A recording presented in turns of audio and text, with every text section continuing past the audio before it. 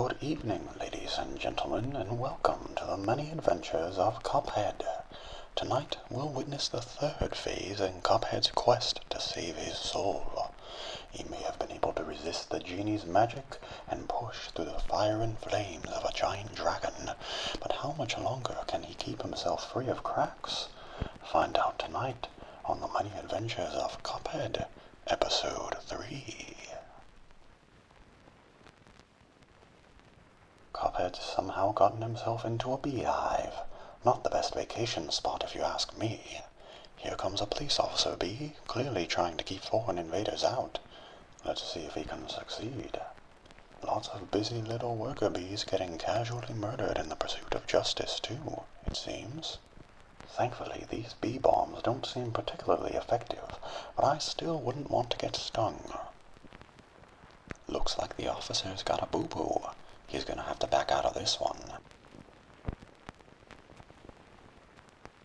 And there's the queen bee herself, clearly fed up with this invasion situation. Some very strange witchcraft going on here, though I suppose it could help explain how bees are able to be so productive. Easier to make honey if you can conjure it from thin air. Now she's hanging her head from a chain and spitting bee bullets, or bullet bees, or maybe beelets? Whatever you want to call them, we're certainly learning a lot about bees today.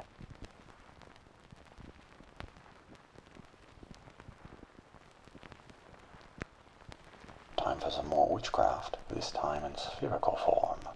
Luckily, Cuphead is able to bounce off these mysterious spheres unharmed, but I'd still be wary if I was in his shoes. What's this queen bee got in her book of spells? Let's find out. Well then, that may be the last thing I was expecting. I suppose it makes sense, given that both bees and airplanes can fly, but if this was possible all along, I wonder why bees have never opted for this faster method of transportation. Ladies and gentlemen, if I ever come across an airplane with saw blades for wings, that is one airplane I will not be getting on. But not even an angry aircraft can stop Cuphead. It's time for some high seas hijinks on this perilous pirate's pier. This inlet invader looks proper jolly when it comes to clearing debt collectors off his dock. And Cuphead's got to deal with not only that, but a boisterous barrel seeking to smash him from above. And the pirates summoned a squid, who apparently wants to fill up Cuphead's cup head with ink. Thankfully they've backed off rather quickly. Now the pellet and barrel action continues. Looks like the ship itself is joining in on the action, spewing cannonballs like spitballs from its giant wooden mouth. And to make the dock even harder to manage, the pirates summoned a parade of rabid sea dogs, speeding angrily towards Cuphead. In a sudden twist, the ship has become impatient and launched the pirate off into the salty sea, choosing to deal with Cuphead on its own. Lots of perilous projectiles whirling through the air here, and here comes an enormous laser from the ship's uvula. It's a good thing Cuphead dodged that one.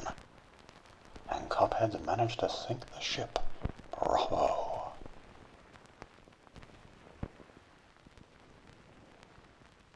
Cuphead's aquatic adventure continues with a visit from a giant mermaid. She's summoning a parade of pufferfish to float on up towards him, but they don't seem to be much of a threat. Now she has pulled a great fish from the water and is forcing it to spit lots of little fireballs. It doesn't seem too happy with this, though, and has managed to slip away and dive back into the ocean.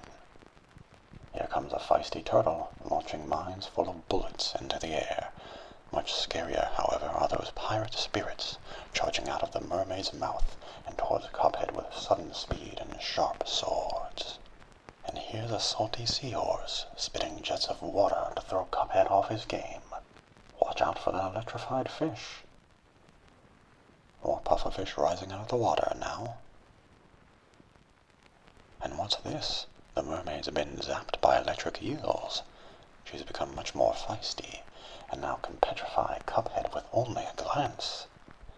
A gang of electric eels have also risen from the water to take her side in the battle. This is not looking good for Cuphead, ladies and gentlemen. Just keep shooting. Looks like her head's been shot clean off her body. Here goes Cuphead pursuing it down a tight coral corridor. Watch out for those bubbles of poison gas. The coral may look harmless, but it's actually quite sharp. Let's hope the mermaid's petrification powers don't put him on a collision course. And that mermaid is out of here. Now Cuphead's found his way into a warmongering rat's secret hideout. His tin can tank may not look like much, but could still pose quite a threat. He's starting with a shower of cherry bombs, spewing flames along the floor and forcing Cuphead to flounder through the air. Here comes a bunch of nuts and bolts raining down from the rat's catapult. And the rats are winding up for a charge. Luckily, it's an easy dodge for Cuphead thanks to his smoke bomb dash ability. The rat seems a bit dazed after that attempt. Let's see what he does next. Looks like it's time for phase 2 of the rat's master plan. He's exposed now, but with more vertical mobility, a pair of flamethrowers, and several sharp-edged bottle caps, rigged to grind his enemies to a pulp. Cuphead's gonna need some concentration and quick reflexes here. Unfortunately, he's been hit. Let's hope he doesn't take much more damage. The rat's machine seems to be malfunctioning, and he's been eaten by a relatively colossal house cat. What a twist, ladies and gentlemen. I certainly hope this cat doesn't want to use Cuphead as their after-dinner mint. Looks like the ghosts of the cat's last few dinners are trying to escape from their feline prison. Not much of a threat compared to the cat's razor-sharp claws, but still a nuisance. I can only imagine how this house's owner will feel about the damage here, though. And in an even bigger twist, it turns out that the cat was another of the rat's mechanical creations all along. Impressive work on his part, and on the part of Cuphead as well. Speaking of impressive mechanical creations, here's the largest robot I've ever laid eyes on. He's already starting off with a massive laser blast in Cuphead's direction, and out comes some small autonomous aircraft looking to knock him out of the sky. Cuphead's already made a hole in the robot's chest, but this iron giant just keeps going. Those are some incredibly long arms on the robot, reaching around and coming up right behind Cuphead in a spiraling thrust. Out come some deadly bombs as well, marked with skulls so we know just how deadly they are. As the laser keeps on firing, the robot brings out a magnet to pull Cuphead off track, but it's not terribly effective. The robot's quite angry now, and has resorted to blasting nuts and bolts from the bottom of his head. His mechanical heart's been exposed, though. Let's see if Cuphead can break it for good. Absolute chaos on the screen right now, folks. And it's off with his head. With the robot's body having collapsed on the ground, his head started flying back and forth in an attempt to evade Cuphead's attacks, and possibly even ram him out of the sky.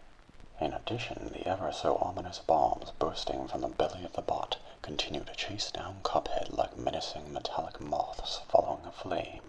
The head's given up on its frantic flying, only to reveal its evil operator, Dr. Call. And making the air more cluttered than ever, Call has brought out a mysterious emerald that emanates hazardous energy in every direction. Cuphead's gonna need some serious focus to not get zapped. I'm not gonna lie, folks. I'm feeling a bit of perspiration under my arms just watching this go down. I can only imagine the pressure he must feel. The doctor seems pretty confident that he'll emerge the victor, laughing maniacally without a worry in the world. But you know what they say, it ain't over till it's over. When that'll happen is anyone's guess, though. I think you're almost there, Cuphead. And the nefarious Dr. Call has been defeated.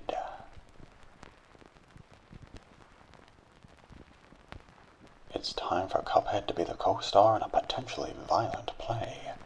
Right off the bat, this agitated actress is assaulting him with spin kicks and flapping fans, and has even figured out a trick of teleportation to try landing right on top of Cuphead. Looks like even her kiss may be deadly, but is apparently quite easy to parry.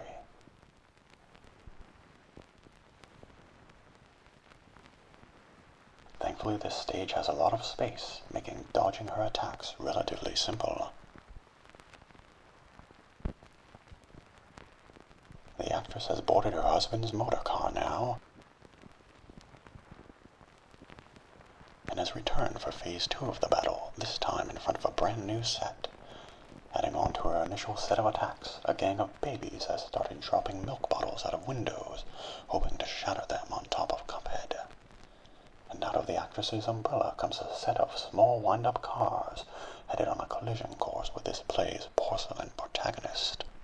Let's hope he can wade through all this chaos. The actress has floated off into the rafters and been replaced with a wooden replica of herself. Cuphead's got a collection of cutouts to dodge now, ranging from meteors to massive waves of water. She's even managed to send makeshift lightning down from above. Luckily, this scene isn't quite as crowded as the last one, making things a bit simpler for him, especially given the static nature of his current target.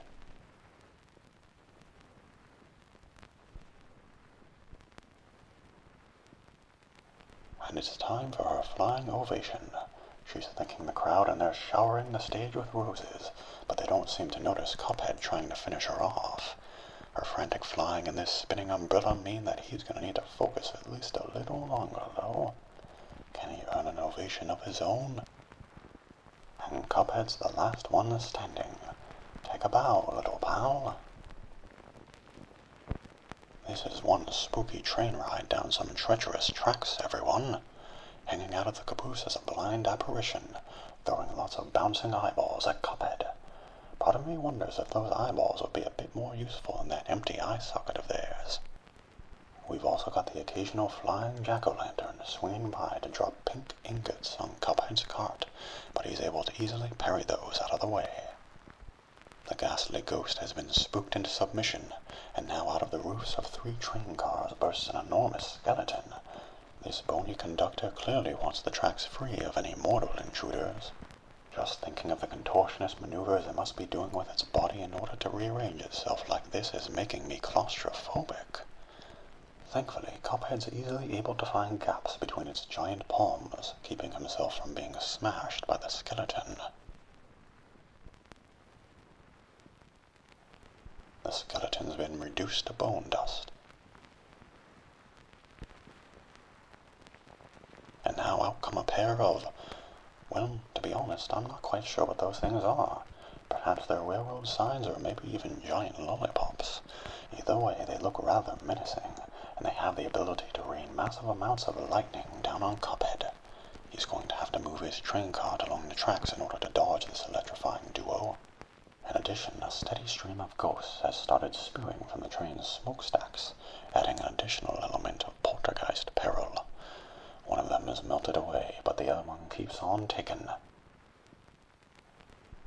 And without a single shock, both of them are gone. Cuphead's reached the head of the train now, which has started galloping, quite literally, down the tracks. Looks like its only weak spot is its flaming heart, buried deep within its iron body. Watch out for those burning embers.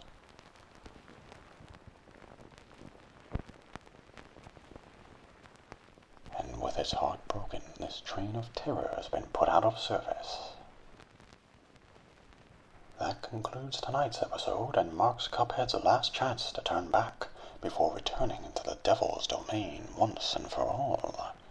On the next episode, he'll gamble with the king of the casino and confront the devious devil himself. Will Cuphead achieve absolution, or will he be banished to the fiery depths of hell? Find out on the next and final episode of The Many Adventures of Cuphead.